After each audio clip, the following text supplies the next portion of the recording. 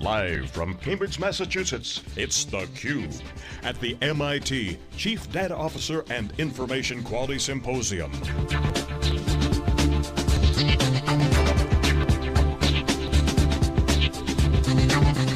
With hosts Dave Vellante and Paul Gillen.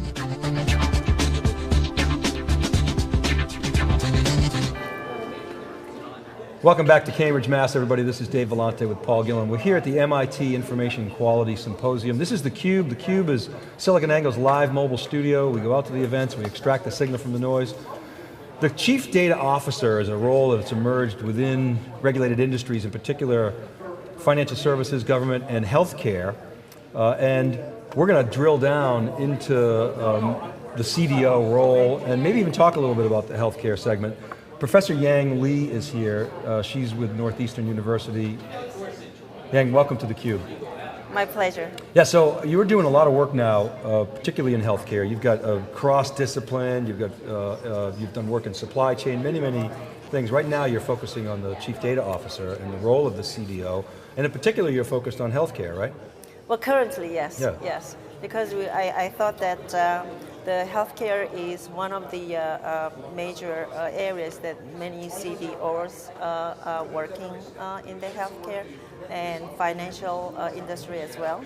And I thought that many things are done, but maybe data managers or CDOs can contribute something that they haven't really figured out. For example, medical error. Is it all done? Many people are working on it, but is it something that not medical people, data managers or CDOs, can they contribute something in that area? Because data flows all chains, not just database, but how data is collected, stored, managed, and then they're consumed and used, and then it's also reused. So I tell my students that data has more than 9 lives. Cat has 9 lives, and data has more than 9 lives, and somebody's information is somebody else's data. So it gets very complicated, and also any process that you see, you'll see some silos. So left hand doesn't know what the right hand is doing. So once we open up that sort of structural problems, so we examine business process, and we examine how people work, and how routine work is handled, and how data flows, I think there's something that we can figure out and contribute in addition to what people are working on. Yeah, I read a stat one time, I think the average data set that's created has, the number 13 is in my head, 13 and 25 maybe, copies, just copies. So you're talking about the full data life cycle, the pipeline of data. A friend of mine in financial services calls it the data pipeline or the data factory. And you're studying that particularly now within healthcare.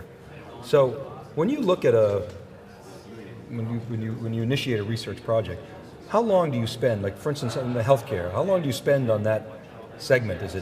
It's months, I presume. Or is it years sometimes, or how long do you take studying a segment? I think depending on the purpose, the main thing is that you really talk with the people who have been working on that. You know, I usually talk with the practitioners in the hospital or insurance in all that sort of space, healthcare space. So they have been working on 10 years, 15 years, 20 years. And we might have just studied, 1 or 2 or 3 years, but we can get all the wisdom from the practitioners. And then we bring in the theoretical background. And so we collaborate together and come up with better insights. So do you formulate a premise going in, or do you go in with an open mind? So what are you after right now in the healthcare industry, specifically as it relates to information around the Chief Data Officer and data? What are you trying to extract? One of the things that I realize is that the data that is collected and used for the clinical side, and the data that are collected and used for the management side, they may not be consistent. We could speed up many decision making by making it consistent. So that is one area. And another area is there are so many routines developed in hospitals, emergency rooms, and even in IT shops. And are there any routines that we need to review? Is there anything that we could compare business process with how data flow? So that are the areas that I think we're just opening up now. You published a paper in March, the Cubic Framework for the Chief Data Officer, really a very comprehensive thank you. study of you've interviewed a great many CDOs for this. The profile that you define here looks like kind of a Superman. I mean, yes. this person has a marketing role, development role, an internal evangelism, external selling concept externally. They're involved in all kinds of different projects. I mean, did you find that, is there any one profile of a CDO that you think is emerging, or are these people, is this job going to be very specific to the environment and the needs of that company? Well, first, thank you. I think I agree with your assessment of their Superman and Superwoman. The CDOs are, yes, indeed. The reason why the roles are all over, for example, I identified sort of 7 roles based on the 3 dimensions, whether they're focusing on internal aspect or external aspect, or they're focusing on different data space, or data CDOs are focusing on just doing the sort of operational, keeping the lights on, so to speak, or they're focusing on strategic aspect of company. But I think the key insight here is collaboration. So CDOs collaborate with other officers. So in that case, depending on the organization's goal and depending on which CDO that they're collaborating with, their role will be quite different. So most common role is, I recognize the first one, that they are internally focusing on it and they're trying to make the service done very well. That's probably most of the CDOs that start with that role.